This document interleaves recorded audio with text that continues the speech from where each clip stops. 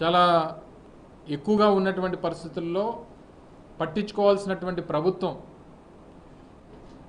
చర్యలు తీసుకోవాల్సినటువంటి ప్రభుత్వం, ముందుగా ప్రణాళిక సిద్ధం చేసుకోవాల్సినటువంటి ప్రభుత్వం ఇవేవి చేయకుండా వాళ్ళ రైతులకి ఏ రకమైనటువంటి సహకారం అందించాల్సినటువంటి అవసరం మా ప్రభుత్వానికి లేదు అన్నటువంటి తీరుగా ప్రస్తుతం ఉన్నటువంటి పరిస్థితులన్నింటినీ కూడా రాష్ట్ర వ్యాప్తంగా పరిశీలించి ప్రభుత్వం మీద ఒత్తిడి తీసుకొచ్చేటువంటి దిశగా రేపు రాష్ట్ర వ్యాప్తంగా 9వ తారీఖున రాష్ట్రంలో ఉన్నటువంటి అన్ని ఆర్డీఓ కేంద్రాల్లో కూడా పెద్ద ఎత్తున కార్యక్రమాలు నిర్వహించి రైతుల పక్షాన వైఎస్ఆర్ కాంగ్రెస్ పార్టీ ప్రభుత్వాన్ని నిలదీస్తూ ఒక కార్యక్రమాన్ని రాష్ట్ర అధ్యక్షుడు జగన్మోహన్ రెడ్డి గారు పిలుపునివ్వడం జరిగింది. అందులో భాగంగా మన అనకాపల్లి జిల్లాకు సంబంధించి 2 ప్రధానమైనటువంటి కేంద్రాలైనటువంటి ఇటు అనకాపల్లి అటు నర్సీపట్నం 2 ఆర్డీఓ కేంద్రాల వద్ద కూడా ఈ ప్రొసెషన్స్ని నిర్వహించి రైతులు పడుతున్నటువంటి ఇబ్బందులన్నింటినీ కూడా ప్రభుత్వం మీద ఒత్తిడి తీసుకొచ్చేటువంటి దిశగా ఈ కార్యక్రమాలు చేయాలని చెప్పి పార్టీ నిర్ణయం తీసుకున్నాం. నర్సీపట్నం ఆర్డీఓ కేంద్రంలో అక్కడ స్థానిక పార్టీ సమన్వయకర్త అయినటువంటి గణేష్ గారు నేతృత్వంలో అక్కడ కార్యక్రమం జరుగుతుంది.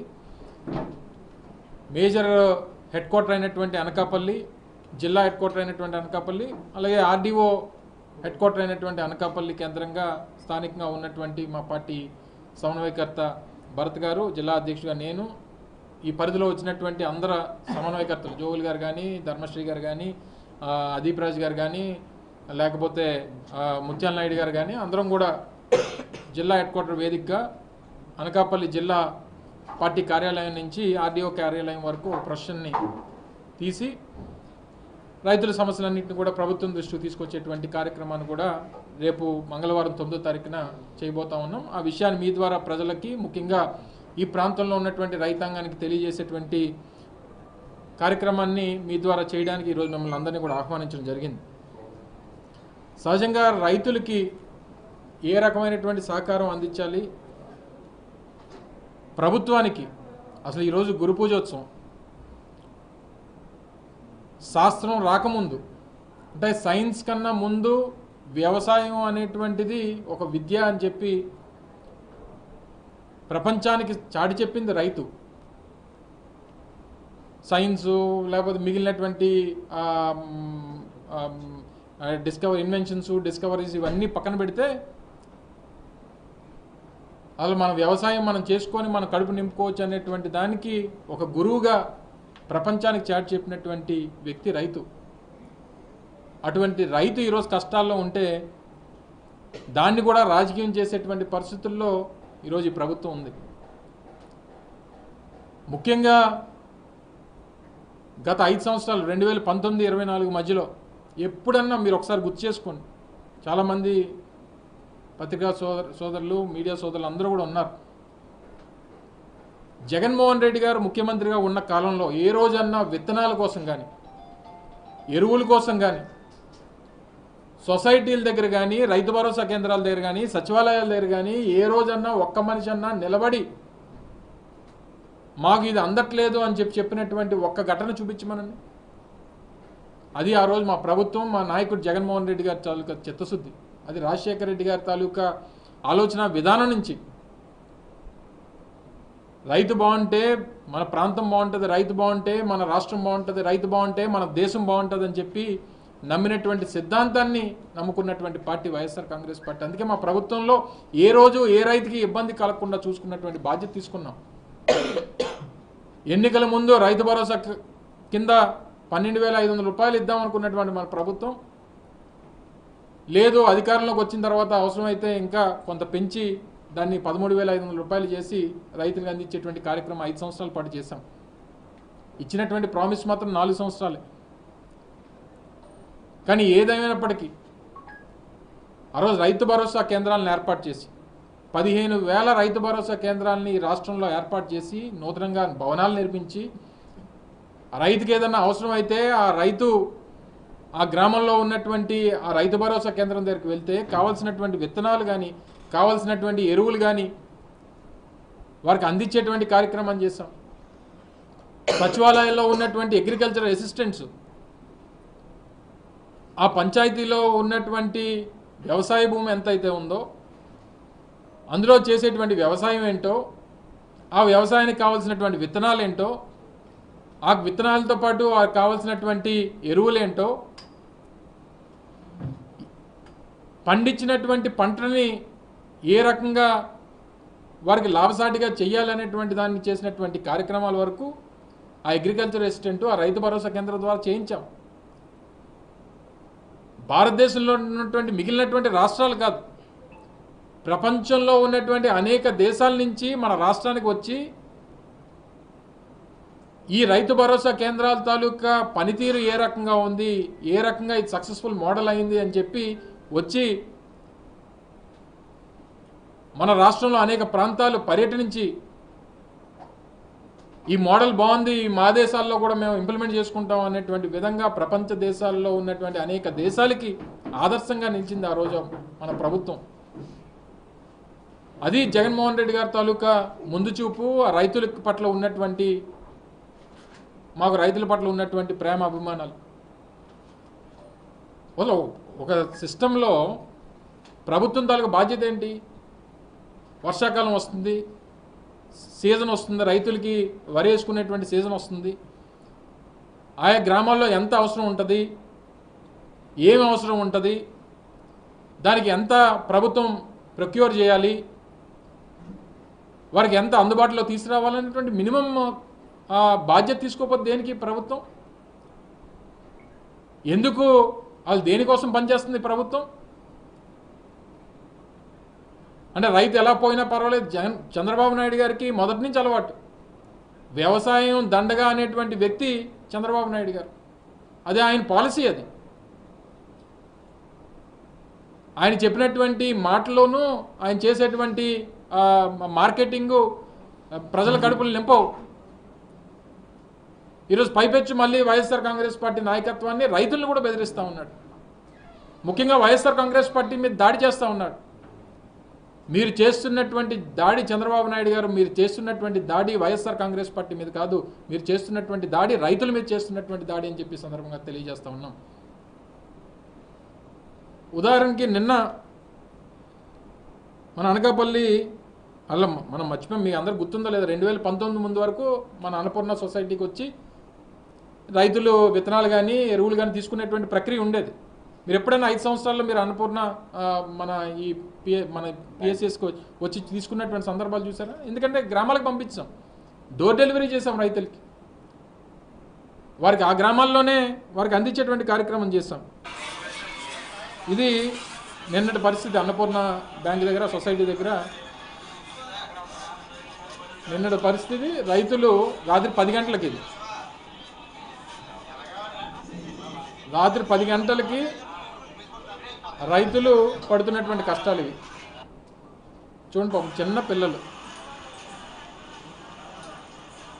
పిల్లలతో వాళ్ళు తిండి తిప్పలేక వాళ్ళు ఎక్కడి నుంచో వచ్చి వాళ్ళని కూడా రోడ్ల మీద పెట్టి పసిపిల్లల్ని పట్టుకొని ఓ బస్తా ఎరువుల కోసం పడుతున్నటువంటి కష్టాలు ఇవన్నీ ప్రభుత్వం దృష్టికి తీసుకుని వెళ్తే, ఈ ప్రభుత్వంలో ఫ్యాక్ట్ చెక్ అని చెప్పి ఒక వెబ్సైట్ నడుపుతూ ఉన్నారు, ఒక హ్యాండిల్ ట్విట్టర్లో కానీ లేదా ఫేస్బుక్లో కానీ. దాంట్లో ఇది ఎన్ని గంటలకు పెట్టారో తెలియదు, కానీ మనం ప్రభుత్వం దృష్టికి తీసుకురావాలనే ఉద్దేశంతో మనం బయట తీసుకొస్తే ఇదంతా అబద్ధం అని చెప్పి, ఇది ఫ్యాక్ట్ చెక్, ఇది ఫేక్ అని చెప్పి దీని మీద ఒక ఇది నడిపారు. ఫేక్ అని చెప్పి మళ్ళీ చెప్పి, ఇది ఓపెన్ అవ్వట్లేదు యాక్చువల్గా, ఇది డిలీట్ చేస్తారు వాళ్ళు. ఇది ఫేక్ అని చెప్పి పెట్టినటువంటిది, పెట్టిన గంటలో తీస్తారు మళ్ళీ, పెట్టిన గంటలోనే. ఎందుకంటే నిజమని తెలిసింది, ఎక్కడ బూమరాంగ్ అవుద్ది అనేటువంటి భయంతో మళ్ళీ దాన్ని డిలీట్ చేస్తారు. ఇది ప్రభుత్వం తాలూకు చిత్తశుద్ధి. అంటే ప్రతిపక్షంగా కానీ ప్రజలు కానీ ప్రభుత్వాన్ని ప్రశ్నించడానికి వీల్లేదు, ప్రభుత్వం తాలూకు తప్పిదాలని వారి దృష్టికి తీసుకురావడానికి వీల్లేదు, ఎవరు క్వశ్చన్ చేయడానికి వీల్లేదు, ఎవరు వారి బాధలు చెప్పుకోవడానికి వీల్లేదు. ఎవరన్నా ఏదన్నా చెప్తేనేమో వాళ్ళ మీద ఎదురుదాడి చేసేటువంటి కార్యక్రమం. ఈరోజు గ్రామాల్లో ఉన్నారు, ప్రతి గ్రామంలో చిన్నకారు రైతు ఉన్నాడు, సన్నకారు రైతులు ఉన్నారు, ఉన్నటువంటి కాస్త భూమి ఉన్నటువంటి రైతు ఉన్నాడు, 6 ఎకరం సాగు చేసుకున్నటువంటి వారు ఉన్నారు, ఎకరం సాగు చేసుకున్నటువంటి వారు ఉన్నారు, 2 ఎకరాలు సాగు చేసుకున్నటువంటి వారు ఉన్నారు, 5 ఎకరాలు సాగు ఎవరు వెళ్ళినా బస్తా ఎరువులే. 6 ఎకరం కోసం వెళ్ళినా బస్తాయే, 5 ఎకరాలు ఉన్నోడు వెళ్ళినా బస్తాయే, 2 ఎకరాలు ఉన్నోడు వెళ్ళినా బస్తాయి, 10 ఎకరాలు ఉన్నోడు వెళ్ళినా బస్తాయే. సహజంగా నాకున్నటువంటి అవగాహన మేరకు ఎకరా వరి పండించేటువంటి దానికి దగ్గర 75 కేజీలు యూరియా రిక్వైర్మెంట్ ఉంది. అంటే దగ్గర బస్తున్నారు అంటే 2 ఎకరాలకి 3 బస్తాలు రిక్వైర్మెంట్. బయట మార్కెట్లో గవర్నమెంట్ అందించేటువంటిది సహజంగా 270 రూపాయలకి ఓ బస్తా 270 రూపాయలు చెప్పిన అమ్మేటువంటిది సహజంగా అది గవర్నమెంట్ రేటు. సరే ఎక్కడ పడతామని చెప్పి బయటికి వెళ్తే 470, 480 రూపాయలు బ్లాక్, అంటే డబల్. మళ్ళీ బయటికి వెళ్ళి అక్కడ దొరుకుతుందో లేదో తెలియదు. రోజువారీ కూలి 500 రూపాయలు మానుకొని మళ్ళీ దీనికోసం వెళ్లాల్సినటువంటి పరిస్థితులు. ప్రభుత్వం మాత్రం ఏం చెప్తుందో వచ్చిన వెంటనే వారు అధికారంలోకి రాగానే చెప్పింది ఏంటంటే, పూర్వం ఏంటంటే సొసైటీల దగ్గర 50% ఉండేది, ప్రైవేట్ మార్కెట్లో 50% ఎరువులు దొరికేవి. దాన్ని ఏమన్నా మేము 70% సొసైటీలకు అందుబాటులో తీసుకొస్తామని చెప్పారు. 30% మాత్రమే ప్రైవేట్ మార్కెట్లో ఉంటుంది, 70% ఎరువులు సొసైటీల కింద తీసుకొస్తామని చెప్పారు. కనీసం 30% తేలా, కనీసం 30% ఎరువులు లేవు ఈరోజు ప్రభుత్వం దగ్గర, సొసైటీల దగ్గర. ఎప్పుడైతే ఈ మధ్యకాలంలో సొసైటీలన్నీ కూడా రీసెంట్గా నామినేట్ చేశారు సొసైటీలని, 3 మెన్ కమిటీస్ అన్నీ కూడా. అంటే మరి వీళ్ళేమన్నా ఈ బ్లాక్ మార్కెట్లో అమ్మేసుకుంటున్నారా? ఇప్పుడు జస్ట్ ఇది లైవ్.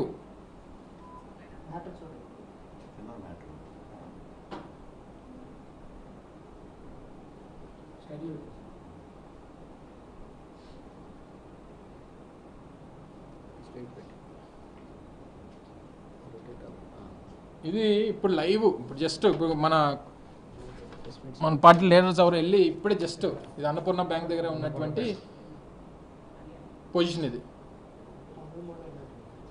ఎంతమంది ఉన్నారు? దగ్గర 200-300 మంది లైన్లో ఉంటే 93 బ్యాగులే ఉన్నాయి.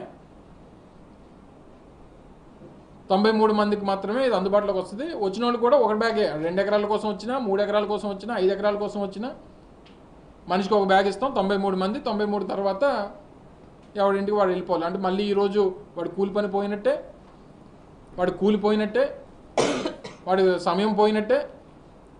ఇది ప్రభుత్వం తాలూకు చిత్తశుద్ధి. ఉదయం మళ్ళీ నేను రాత్రి వచ్చినటువంటి ఈ ఇన్ఫర్మేషన్తో ఉదయం ఆర్డీఓ కూడా వెళ్ళారట అక్కడికి.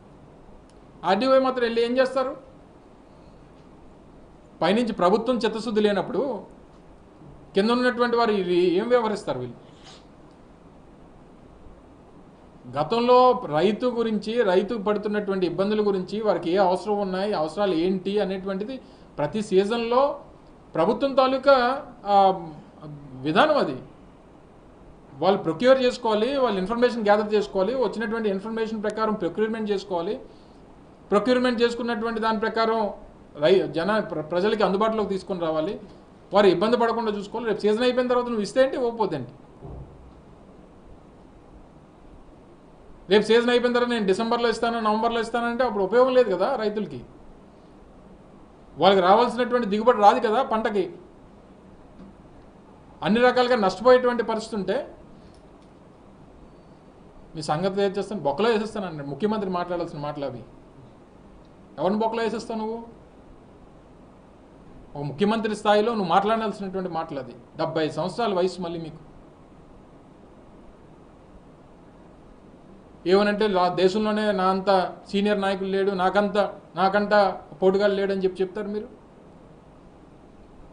మరి ఇదేనా మీ మీ మీ తాలూకా సీనియారిటీ అంతనా? ప్రతి సంవత్సరం కింద సంవత్సరం కూడా, ఎందుకంటే జస్ట్ అప్పుడే మేము దీపాం కాబట్టి ఆ రోజు ఈ కష్టం రాలేదు ప్రజలకి, రైతులకి. అప్పటికే మేము అన్నీ తెచ్చాము, పెట్టాము, ప్రొక్యూర్ చేసాం. ఆ జూన్ టైం కల్లా అందరికీ అందుబాటులో తీసుకొచ్చాం కాబట్టి కింద సంవత్సరం రాలేదు ఇష్యూ. జూన్ 4 మేము అధికారం కోల్పోయాం. అప్పటికే సీజన్ స్టార్ట్ అయిపోయింది. అన్ని అందించేటువంటి కార్యక్రమం అన్ని ప్రొక్యూర్మెంట్ చేసి పెట్టుకున్నాం కాబట్టి కింద సంవత్సరం చెప్పండి ఎవరన్నా. రెండో సంవత్సరం వచ్చింది, రెండో సంవత్సరం నడుస్తుంది. రెండో సంవత్సరం వాళ్ళకి ఎప్పుడైతే రెండో సంవత్సరం స్టార్ట్ అయిందో స్టార్ట్ అయిపోయింది. వాళ్ళ కష్టాలు, రైతుల కష్టాలు స్టార్ట్ అయిపోయినాయి రాష్ట్రంలో. ఎక్కడికి వెళ్ళినా సరే, ఏ ప్రాంతానికి వెళ్ళినా ఆ ప్రాంతంలో ఉన్నటువంటి వారు వ్యవసాయం చేసుకున్నటువంటి ఏ పంటకి గిట్టుబాటు ధరలు లేవు. ఇక్కడ ఉన్న మేజర్గా రాష్ట్రంలో రాష్ట్ర విభజన జరిగిన తర్వాత కూడా ఉమ్మడి రాష్ట్రంలో సర్వీసెస్ ఉండేవి. హైదరాబాద్లో అగ్రికల్చర్ ఒక ఆస్పెక్ట్ మనకి. ఈరోజు రాష్ట్ర విభజన జరిగిన తర్వాత మేజర్ జీడిపిలో మేజర్ షేర్ మనకు అగ్రికల్చర్. ఆల్మోస్ట్ 35 to 36% కాంపోనెంట్ ఈరోజు నాకు తెలిసి, అంటే subject correction, major component agriculture మనకి. అంటే వ్యవసాయ ఆధారిత రాష్ట్రం మనది. ఇప్పుడిప్పుడే ఇంకా అన్నిటి నుంచి కోలుకొని బయటపడుతున్నటువంటి పరిస్థితులు మనం. కొత్తగా ఏర్పడినటువంటి రాష్ట్రం, 10 సంవత్సరాల వయసు కలిగినటువంటి రాష్ట్రం. సో ఇవన్నిటినీ గమనించుకొని రైతుల మీద ఆధారపడినటువంటి రాష్ట్రం, రైతులకి అండగా నిలబడాల్సినటువంటి ప్రభుత్వం కనీసం పట్టించుకోకపోతే, ప్రశ్నించినటువంటి ప్రతిపక్షాన్ని బెదిరించేటువంటి కార్యక్రమం, లైన్లో నిలబడుతున్నటువంటి రైతుల్ని వాళ్ళని కూడా బెదిరించేటువంటి కార్యక్రమం.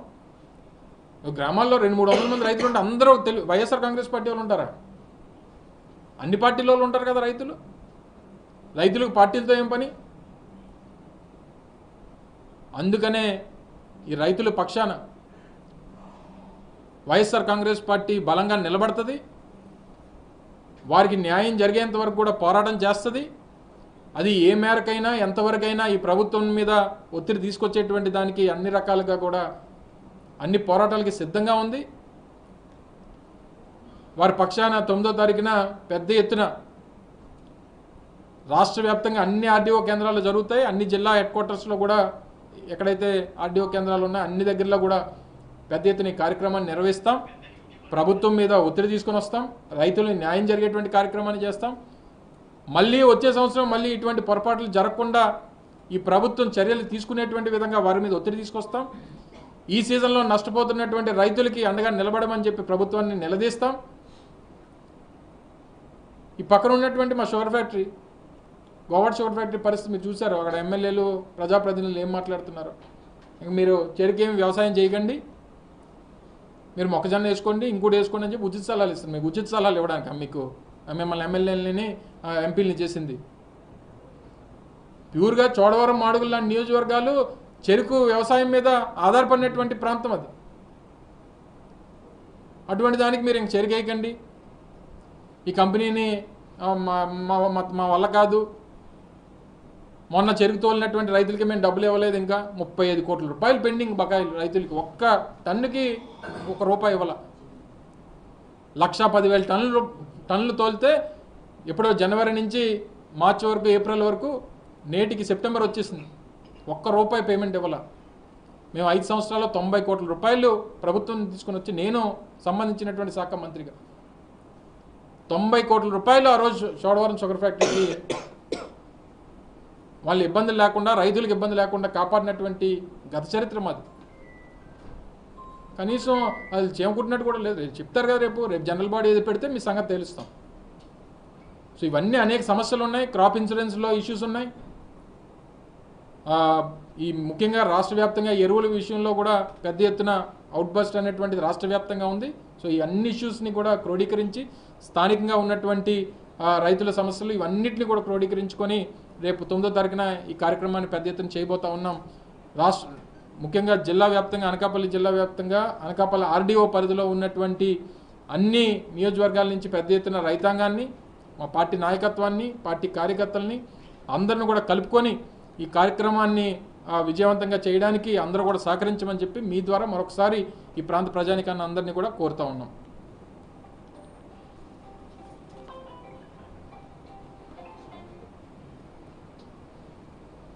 మెడికల్ కాలేజీలు ప్రైవేట్ వ్యక్తులకు ఇవ్వడానికి ప్రైవేటీకరణ చేయడానికి కేబినెట్ ఆమోదించింది. ఏ విధంగా చూడాలి? చంద్రబాబు నాయుడు గారికి పబ్లిక్ ఇంట్రెస్ట్ లేదు. చంద్రబాబు నాయుడు గారి తాలూకు పాలసీ ఏంటంటే ఆయన ఫస్ట్ నుంచి ప్రైవేట్ ఇంట్రెస్ట్ తప్ప పబ్లిక్ ఇంట్రెస్ట్ అనేటువంటిది ఎప్పుడూ లేదు. అందుకనే పబ్లిక్ ఎంటర్ప్రైజెస్లో ఉన్నటువంటి 64 కంపెనీలని ఉమ్మడి రాష్ట్రంలో అమ్మేసినటువంటి చరిత్ర చంద్రబాబు నాయుడు గారు. పబ్లిక్ సెక్టర్లో ఉన్నటువంటి పక్కన ఉన్నటువంటి స్టీల్ ప్లాంట్ని అమ్మేస్తుంటే కళ్ళప్పగించుకొని చూస్తున్నటువంటి వ్యక్తి చంద్రబాబు నాయుడు గారు. స్వతంత్రం వచ్చిన తర్వాత ఉమ్మడి రాష్ట్రంలో అంటే 1947 తర్వాత 56లో కొత్త రాష్ట్రం మన ఆంధ్రప్రదేశ్ రాష్ట్రం ఏర్పాటు అయిన తర్వాత మళ్ళీ 2014 వరకు, తర్వాత మళ్ళీ చంద్రబాబు నాయుడు గారు 5 సంవత్సరాలు ముఖ్యమంత్రిగా 2019 వరకు రాష్ట్రంలో కేవలం 11 మెడికల్ కాలేజ్ మాత్రమే ప్రభుత్వం దీంట్లో ఉండేవి. 11. ఎప్పటి నుంచి 75 సంవత్సరాల స్వతంత్ర భారతదేశంలో. కానీ మాకు ఇచ్చినటువంటి 5 సంవత్సరాల కాలంలో జగన్మోహన్ రెడ్డి గారికి విద్య పట్ల, ముఖ్యంగా రాష్ట్రంలో ఉన్నటువంటి పేదవాడికి విద్యని చేరువ చేయాలని చెప్పి 17 మెడికల్ కాలేజీలు, 1, 2 కాదు 17 మెడికల్ కాలేజీలు పెట్టి అందులో 5 కాలేజీలు ఓపెన్ కూడా చేశాం. సీట్లు కూడా ఇప్పుడు ఆల్రెడీ తీసుకుంటున్నారు సీట్లు. గత సంవత్సరం నుంచి ఇది రెండో సంవత్సరం వచ్చేసింది. ఇస్తే ఇప్పుడు 10 మెడికల్ కాలేజీలనేమో ఎవరైనా కావాలని చెప్తే రాసి చెప్తాను. ఏంది కొడుకు జాగీరా రాష్ట్రం ఏమన్నా? ₹2 కాదు 8,500 కోట్ల రూపాయలు పెట్టి 17 మెడికల్ కాలేజీలని, మెడికల్ కాలేజీలకి మళ్ళీ 550 కోట్ల రూపాయలు పెట్టి మెడికల్ కాలేజ్తో పాటు సూపర్ స్పెషాలిటీ హాస్పిటల్స్ పెట్టి ప్రతి జిల్లా కేంద్రంలో కూడా ఒక సూపర్ స్పెషాలిటీ హాస్పిటల్ ఉండాలని చెప్పి ఆలోచన చేసి తీసుకొచ్చినటువంటి ఘనత జగన్మోహన్ రెడ్డి గారు. మీ అందరికీ తెలుసు, అనకాపల్లిలో కూడా కాలేజీని ఏర్పాటు చేయాలని చెప్పి శంకుస్థాపన చేశాం. కొంతమంది కలిసి దాన్ని రాకుండా చేయాలని మరి ఏం సాధిస్తారో, తర్వాత చరిత్రహీనులుగా ఏ రకం మిగిలిపోతారో చరిత్ర చెప్తుంది ఇవంతా కూడా. సరే, దాన్ని నర్సీపట్నంలో మొదలుపెట్టాం. ఫస్ట్ ఫ్లోర్లు కూడా ఫౌండేషన్స్ అయిపోయినాయి, ఫస్ట్ ఫ్లోర్లు కూడా కంప్లీట్ చేశాం. ఈ ప్రభుత్వం వచ్చింది, ఆపేసి ఇప్పుడు నీకు కావాలని అడుగుతుంది. 99 రూపాయలకి మద్యం అన్నాం, 99 పైసలకి భూమి అన్నాం. ఇప్పుడు మీకు 999 రూపాయలకి మెడికల్ కాలేజ్ అంటాం. ఇంకేముంది? నీ కొడుకు ఇదేదో నేను ఎవరో సరదాగా వస్తున్నప్పుడు ఎవరు చెప్తున్నారు.